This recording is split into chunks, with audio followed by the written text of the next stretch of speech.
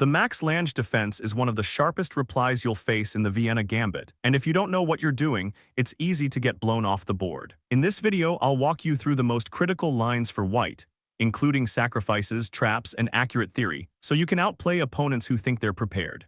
We begin with pawn to e4 and black mirrors with pawn to e5. Then we play knight to c3, our opponent plays knight to c6, the Max Lange defense.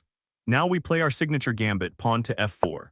When black accepts and takes our f4 pawn, we respond with knight to f3, immediately applying pressure in the center and preparing to develop fast. Now black develops their knight to f6, threatening our center, but we ignore that and bring our light-squared bishop to c4, targeting the vulnerable f7 square. Black plays bishop to c5, developing their piece and targeting our weak f2 square.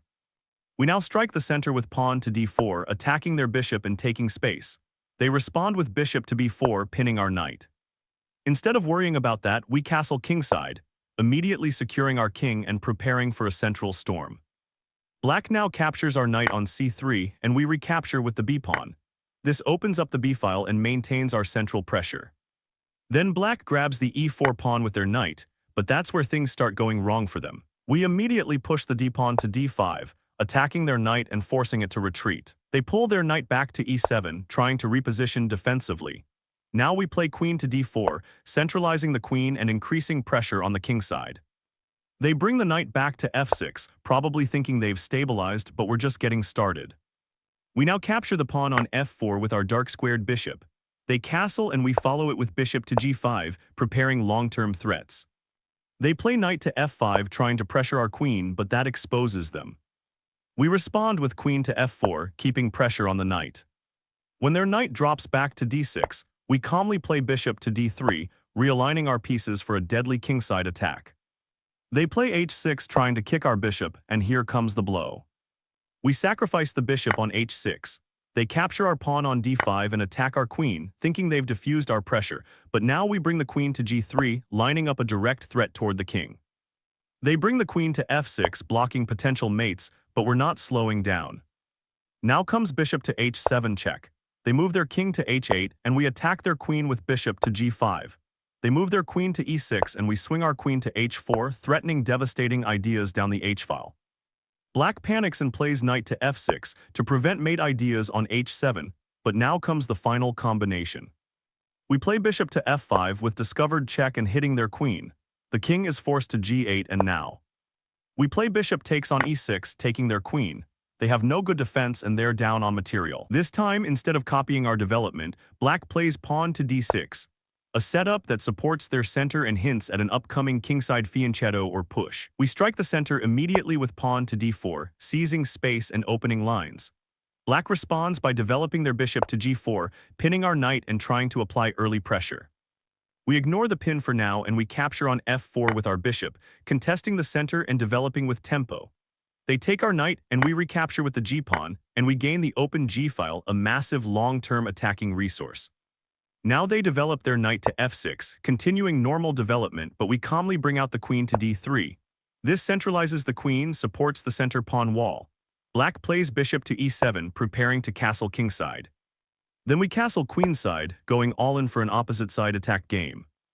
Black castles kingside, and now we get the perfect use of that open g-file by sliding our rook to g1.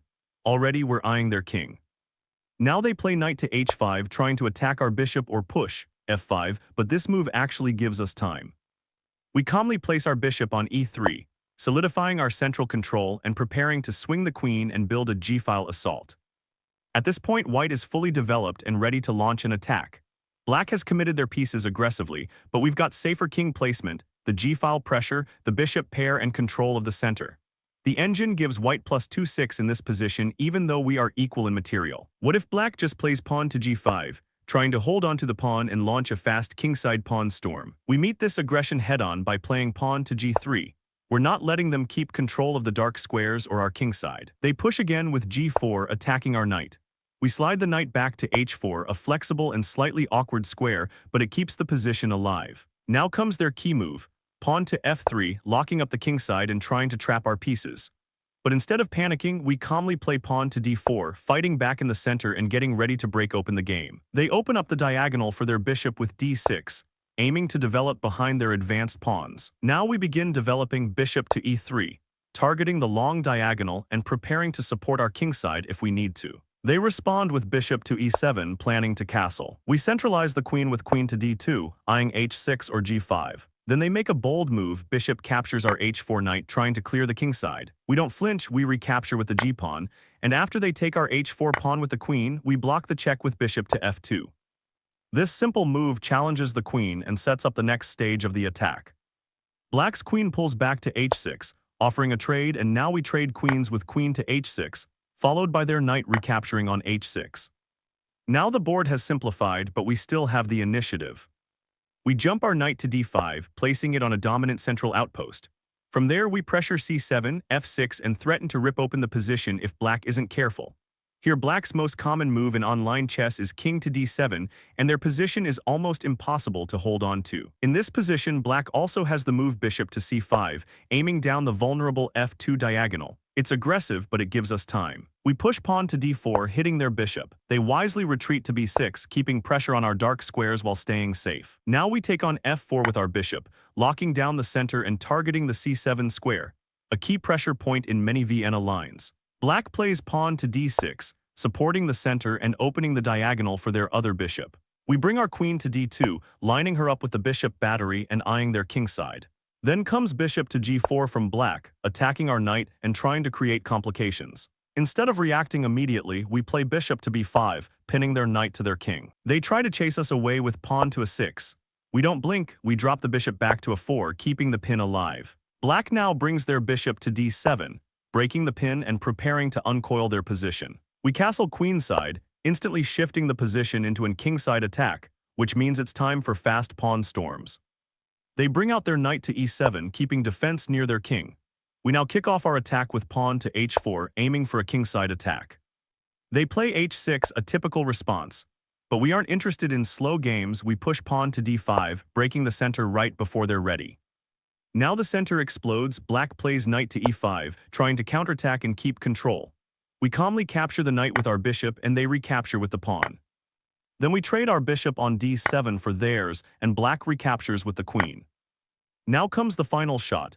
We capture on e5 with our knight, attacking the queen and getting ready for a serious initiative. What if black denies the gambit and plays more solid? Black chooses a more cautious plan, playing pawn to d6, aiming to build a solid center. We don't rush. Instead of going all in, we play bishop to b5, pressuring the knight and preparing to trade off one of black's best defenders. Black responds with bishop to d7, unpinning their knight and keeping the structure together. Now we solidify the center with pawn to d3, preparing development and keeping tension. Black develops their knight to f6, and we bring out our own knight to f3.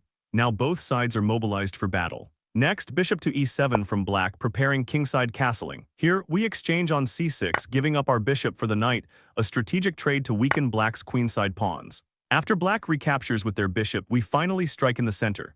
Pawn takes e5, opening the game and challenging their hold over the center. Black recaptures with the pawn and we take with the knight, entering the heart of black's position. Then comes castling by black, but we don't hesitate, we grab the bishop on c6, removing a central defender and leaving black with weak pawns. Black recaptures with the b-pawn, and now we castle kingside, entering a middle game with an active position and long-term structural advantages. Black finishes development with bishop to c5 check, eyeing our kingside and controlling diagonals. We step aside safely with king to h1, preparing possible f-file activity and ensuring we're out of any future attacks. This time black declines the gambit creatively, playing knight to f6, and we respond with a direct strike, pawn takes e5. Black captures back with knight takes e5, and we don't back down, we push pawn to d4, gaining space and tempo. The knight slides to g6, and we boldly play pawn to e5, kicking the knight again. Black retreats all the way to g8, losing a ton of tempo. Now it's time to develop quickly. Knight to f3, pressuring the center and setting up for fast kingside play. Black plays pawn to d6, striking back in the center, but we go ahead with bishop to c4, setting traps and building up pressure. Now pawn takes e5 from black, but it's too slow. We strike with queen to e2, pinning and threatening tactics on the e-file. Black plays bishop to g4, looking to pin our knight, but we castle. Kingside, safe, developed, and ready to pounce. Black now captures with bishop takes f3, and we respond with rook takes f3, opening the f-file and activating a powerful rook early in the game. Then comes the greedy queen takes d4 by black, grabbing material, but at a huge cost. We coolly develop with bishop to e3, adding more pressure and giving our queen flexibility. Black's queen retreats to d7, but now the fireworks begin. We take on f7 with our bishop, a powerful sacrifice. Bishop takes f7 check. Black is forced to play king to d8, and we follow up with bishop takes g6, completely busting open the king side and leaving Black's king exposed in the center. Check out the full chess opening guides playlist on the channel, loaded with sharp lines, traps, and strategies to outplay your opponents from move 1.